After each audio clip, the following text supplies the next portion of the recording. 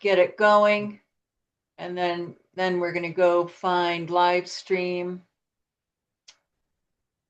And it just said video in progress on my phone.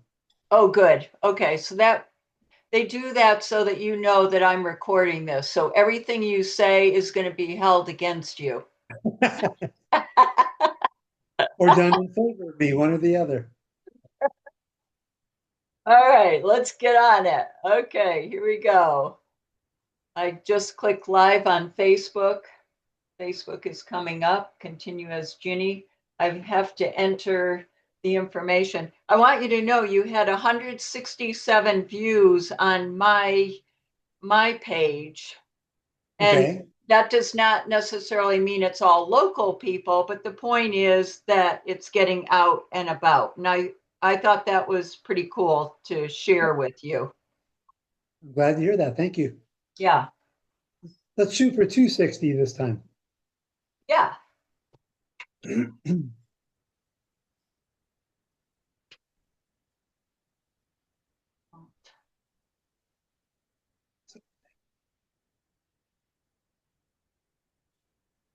Still just up in the corner of the screen like I was before.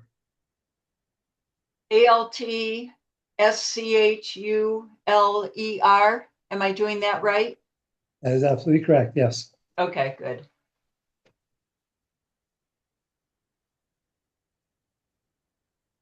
Longmont at large city council. Okay, share on your timeline. Oh, okay. Let's see. Share to your page. Select page. Huh. Share to your page, I guess. Okay. All right, here we go. Oop, says I've got to select a page. Ginny's business page, I guess. Ooh, that's not good. I don't want that.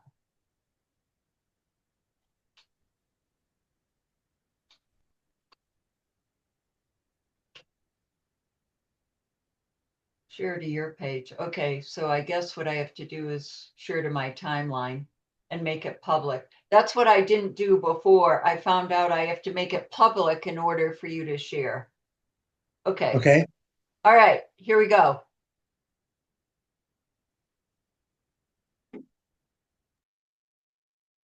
Hey, Steve, how are you doing today? Great, Jenny. How are you? Great to see you here. I want to know more about your shirt. Vote Steve for Longmont. So introduce yourself again to everybody and let's dig into why you should be Longmont's city council at large person. All right. Vote. My name my name is Steve Ultschuler. My website is Steve for Longmont. Just you're probably looking at it and seeing it backwards, but it is Steve for Longmont with little letters and the number 4. And everybody needs to get out and vote. Yes, So if you don't vote, you have no right to complain about what happens. there you go. Yeah. And that's why So we're doing this. We want to share this information that Steve is talking about today with everybody. So please like and share and comment. Thank you. So I've been getting more involved with city council for the last half a dozen years.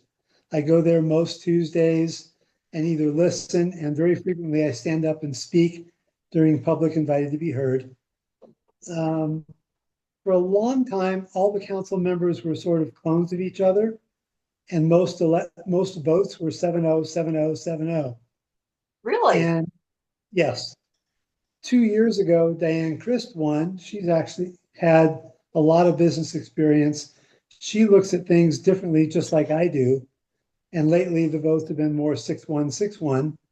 But occasionally, by bringing up a different way of looking at things, she can convince one or two board members to maybe vote with her. So by her being on the board, and hopefully by my being on the board, with 35 years of my own business experience, I can offer up more ideas and have more creative thought about solutions than you get when all 7 people have the same value system.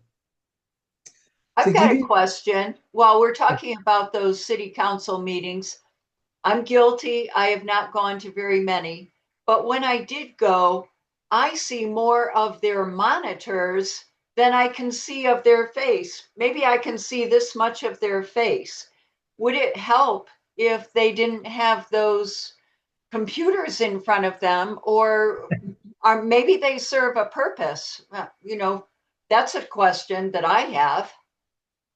well, I believe that at least some of them are on the computer researching things while conversations are going on. Okay, They can look things up in real time and hopefully have an intelligent response about whatever the questions are. okay. Good So, response. Thank you. okay.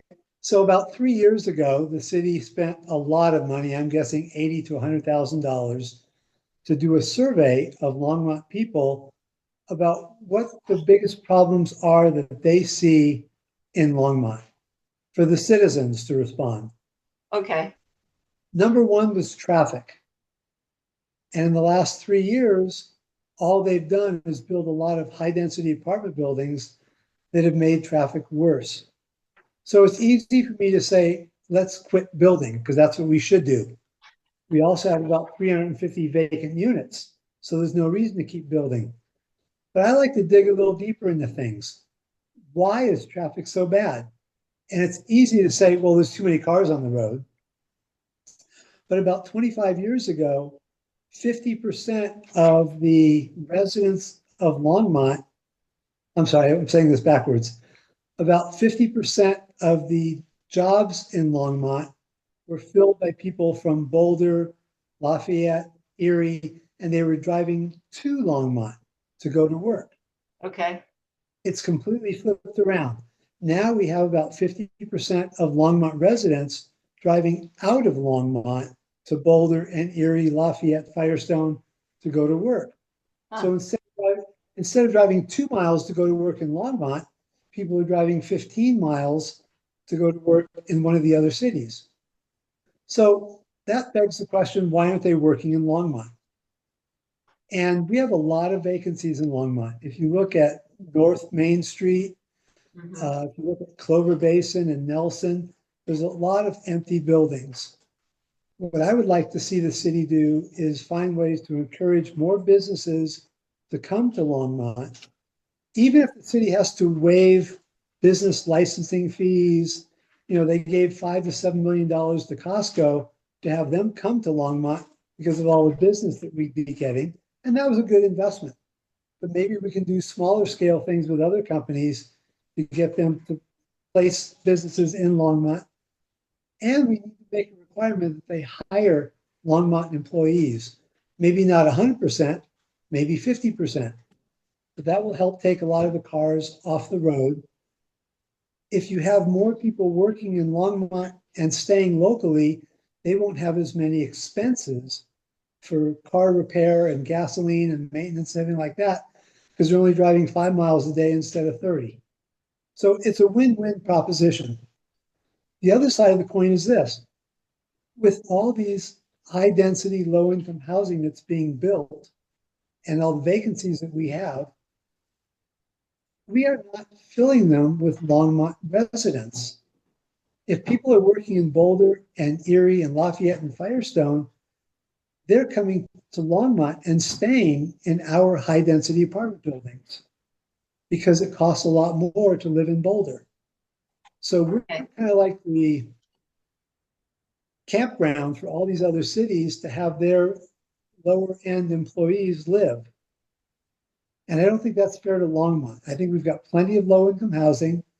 We should do things to help Longmont residents, but we shouldn't be the camping ground for every other city that wants to have their people live outside of the city. If Boulder, if Boulder housing is too expensive, then Boulder needs to build some low income housing, not send everybody up to Longmont and have them drive back and forth. Does that make okay, sense? yes. So here's my question. How do we get more businesses to want to come here to Longmont? So do you have a vision for what kind? Are they dentists?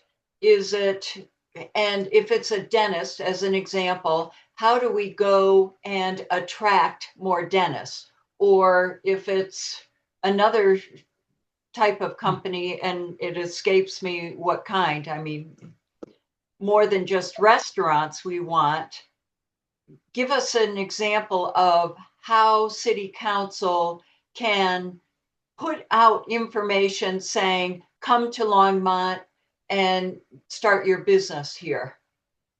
Well, here's a similar example. Years ago, we had Maxstore and Amgen here in Boulder. They're both gone, and those places have been vacant for years and years. So we should find some other larger industries that can take over those buildings. And even if we reduce the licensing fees, at least by having those buildings rented out, the city would get some tax revenue. So it would be a win-win. And maybe you do it for 3 years. So the first year, tax fees are zero. Second year, it's 30%. Third year, it's 70%. So we need to have incentives to bring businesses, more businesses into Longmont. So, And yeah, go ahead. I would say in North Longmont, a lot of them are smaller industries. They might be restaurants. They might be, there's an oil change place that went in about a year and a half ago on North Main. But let me give you an example. Over at 17th and Pace, Safeway shut down like at least 3 years ago, maybe 4 years ago or more. And all the other stores in that strip mall have been vacant because without Safeway there's been no draw. So they've had no customers, so they've all left town and gone out of business. Now Okay. I did hear recently there's a new business going in the Safeway. Okay. Okay. I just wanted to make sure you're on top of that because Yeah. Diane Christ was behind getting that going. And that is excellent. That is Yes. absolutely awesome. Yeah. Now, here's a thought. Front Range Community College is actually pretty big in Longmont, don't you think? Wouldn't you Yes, say? indeed. Yes. Now, when I look at Boulder, they've got CU, and that attracts a lot of people. So when I had a business there, my understanding was during the school year, there were an additional 100,000 people that were residents in Boulder. Would something like that be desirable and a good approach to bring more businesses?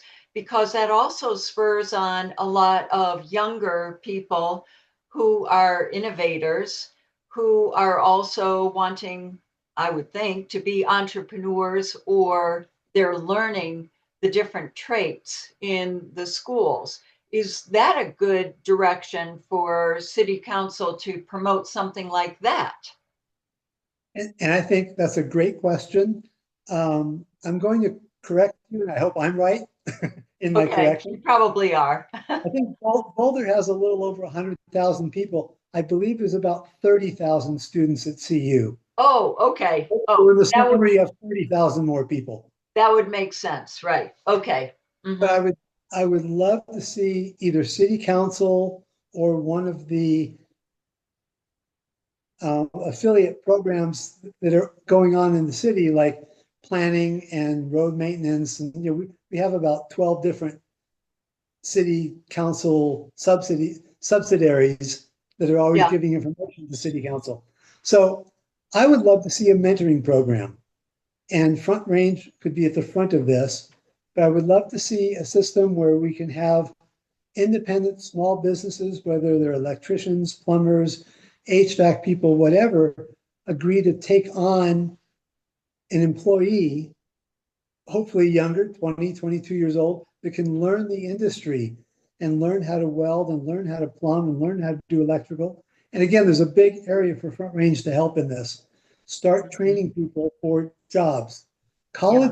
College enrollment is dropping all across our nation, and True. especially And the junior colleges, which I kind of associate Front Range Community College to be, is my understanding. I see it taking off, and they have a lot of technical areas. You mentioned electric. and different trades, which I think people are starting to feel that's a better use of their money. Kids, anyway. Kids, I say, excuse me. But That's okay.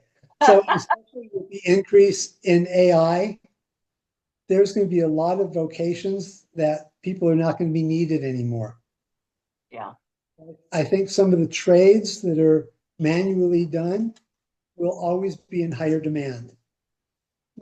The other part Well, of your I know question, plumbing is a big one. When my plumbing goes out, I want help immediately. $700, no matter what the problem is right there. Yeah. Yeah. Yeah. You know, The I other want side, to carry this a little bit further because I think this is relevant. I've heard and read a little bit about Longmont being accepted or something like that by the UN, that we are resilient because from the flood a long time ago, about how we came back from disaster. And I'd love to get your opinion on whether you know or have heard anything about it. Do you think that does this bring in money to Longmont, or does it bring in more regulations?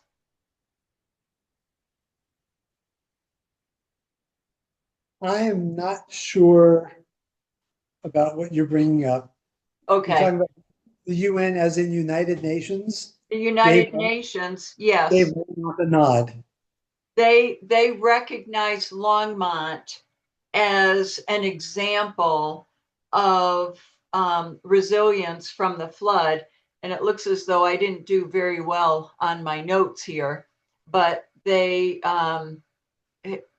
making it sound as though Longmont is setting an example around the country for resilience from the flood that happened something like 12, 15 years ago, that we know how to prepare for disaster. And in a way, you know, that falls on city council. If there is a disaster, that you have to know how to react to something like that. But they're talking about how we've improved communication skills and that we're able to get to know our neighbors better. And yet, when I look at it, I'm I got involved with SOSAS, Mike and Carol Butler, who set up the School of Statesmanship, Stewardship, and Service. And I see them as trying to help the community learn about improving communication skills. And this ties into city council, which you've been in front of, and the frustration that citizens have of getting their point across. So, since you don't know, are not familiar with United Nations, maybe I should put the question to you of how are we going to educate citizens, get them involved and feel a part of the community, get their voices heard, which is why I believe you're running for office. So if you're on the other side, what do you already know the hardships? What would you change? Would you like that answer in 25 words or less? No. In Um, you've got there, you have 5 minutes. so, so obviously there was a lot there.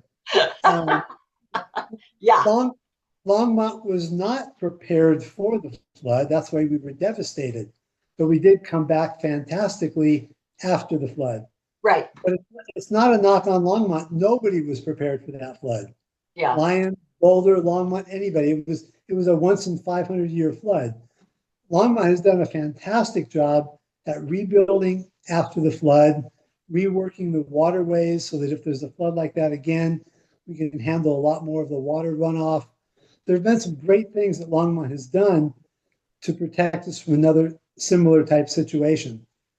I don't see where having the UN say, wow, Longmont did a great job, does anything to help the economy or employment in Longmont.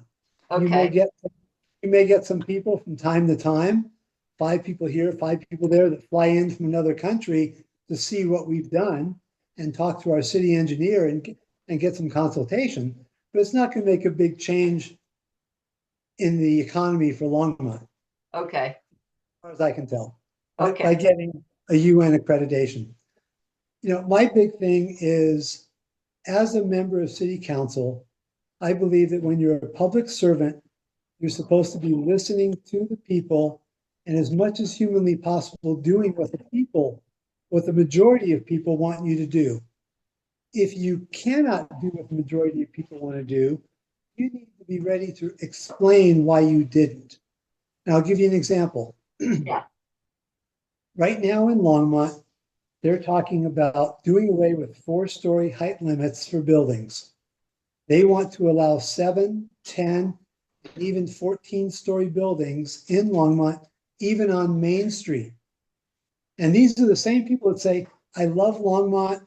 I love raising a family here. I want my family to be happy. But they're changing Longmont. That's not what Longmont has ever been.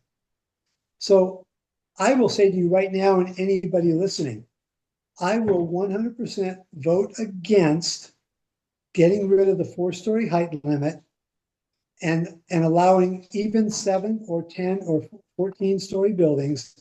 And if I don't, I will sign a letter by any lawyer that wants to design it, that if I don't vote for that, I will step down. I say what I'm going to do, and I do what I'm going to say. If something radical happens, for instance, in North Longmont, there was a house that had 8 child predators living in one house. And it was a big problem the first of the year. My solution would be to pass an ordinance that you're only allowed to have 1 felon living in a house. So this company bought this house, put 8 felons in there. They were collecting $1,000 per month per felon living in that house.